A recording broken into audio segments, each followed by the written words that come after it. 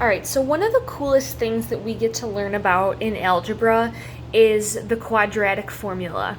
I want to start by saying that you're not going to be responsible for recreating any of what I'm about to show you in this video. I just want to explain to you what the quadratic formula is and where it comes from. So again, you're not going to have to do this necessarily, so you can kind of just sit back and try and follow along with where this formula comes from and why it is what it is. Okay, so we have been working with polynomials in this form for quite some time now. We've learned how to factor these, we've learned how to graph these, and most recently, we've learned how to solve them, right? Because this is just an equation, but there's a particular way that we can solve it to figure out what x is. Oftentimes, that requires us to factor it first, right? To break it into its factors to see what are the two solutions for x going to be. And I told you that you can solve any quadratic by completing the square, okay? Completing the square, though, requires some version of factoring. And if you remember from when we first learned how to factor, there were some polynomials that were unfactorable. Like you got to this point and you were like, there's nothing that I can factor out of that. And you would just write unfactorable and you would box that in as your answer.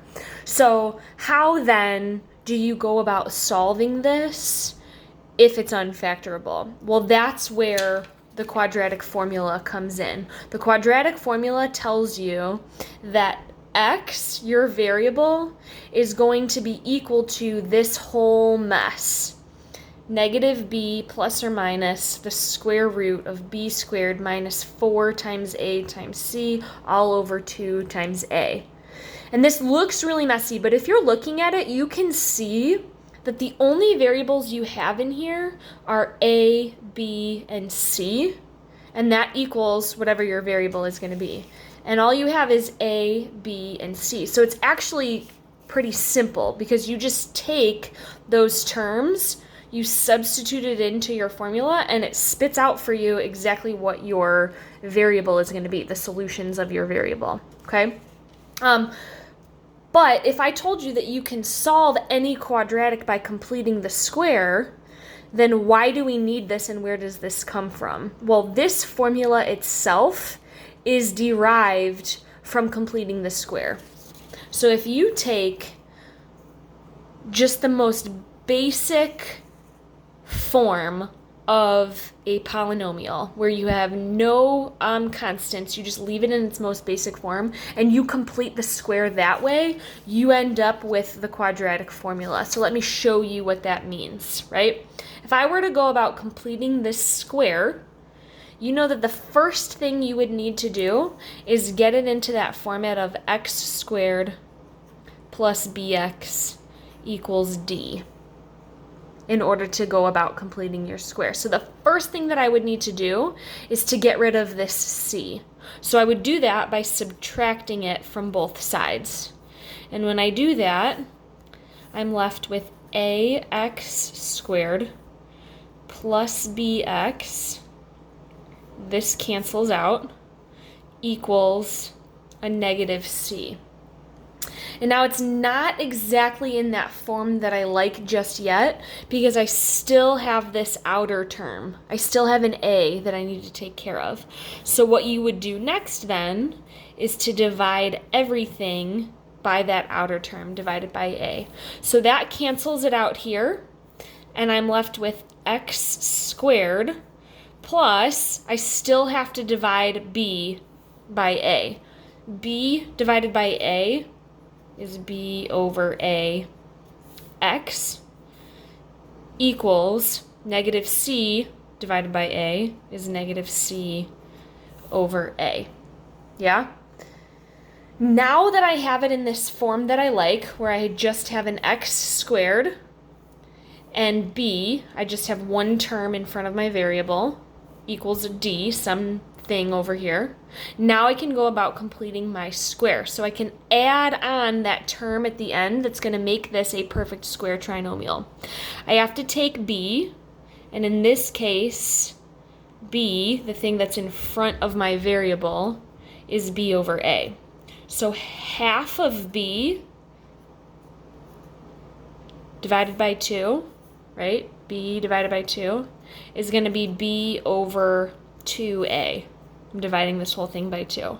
So you divide it by 2 and then square it, which gives you b squared over 4a squared. This is my newly created c because I've taken half of b and squared it. That's my newly created c. I need to add it till the end there, and I need to add it to the other side of my equation as well.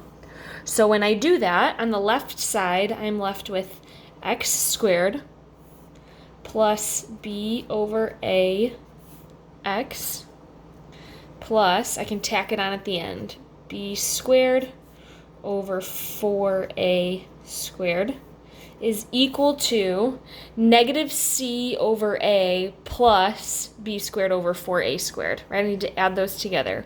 But I can't add those right away because they do not have common denominators, right? So right now I just have negative c over a plus b squared over 4a squared. I can't combine them because they don't have a common denominator. Well, I can really easily get a common denominator. All I have to do here to get these to be the same is multiply it by 4a.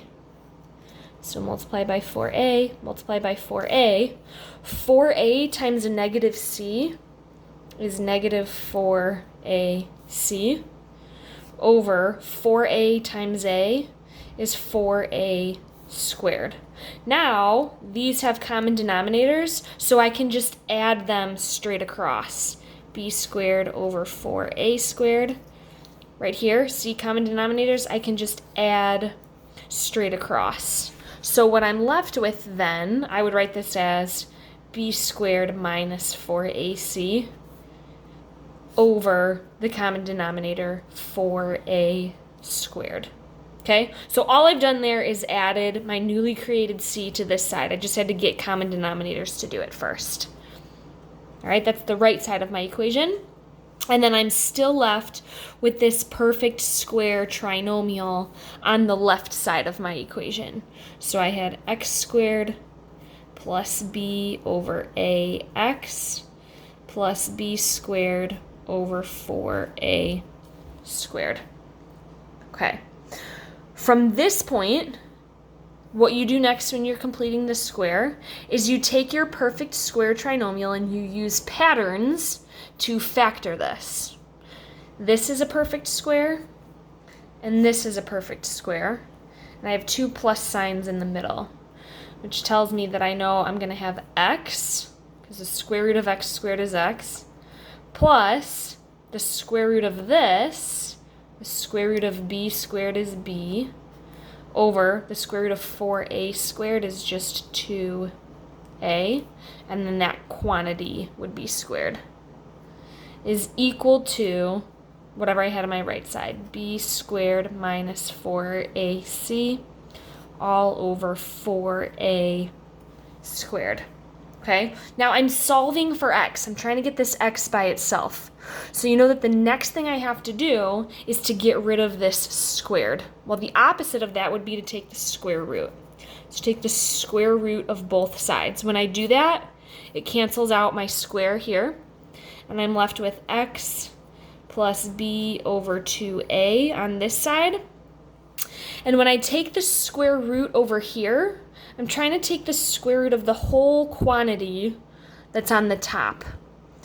I can't do that because A is a single and C is a single. So I can't take this, I don't have a perfect square there. So I would just leave this then as plus or minus the square root of B squared minus 4AC, because I can't break that down any further.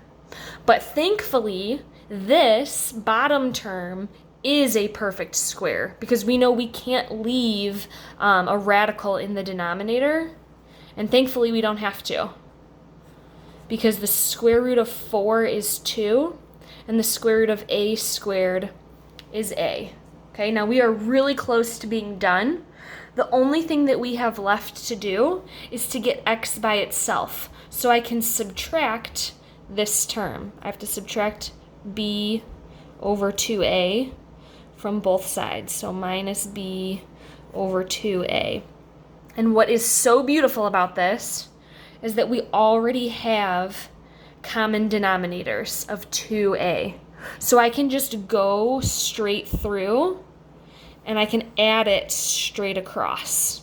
And I'll leave it over the denominator of 2a, right? So what I'm left with then on the left side is just x, this cancels out, equals, I have negative b, because I'm subtracting b, so a negative b plus or minus the square root of b squared minus 4ac all over the common denominator of 2a. And that is your final answer. You've solved, you've gotten that variable by itself. And if you notice, your final answer, x equals negative b plus or minus the square root of b squared minus 4ac all over 2a, is the quadratic formula. Negative b plus or minus the square root of b squared minus 4ac all over 2a.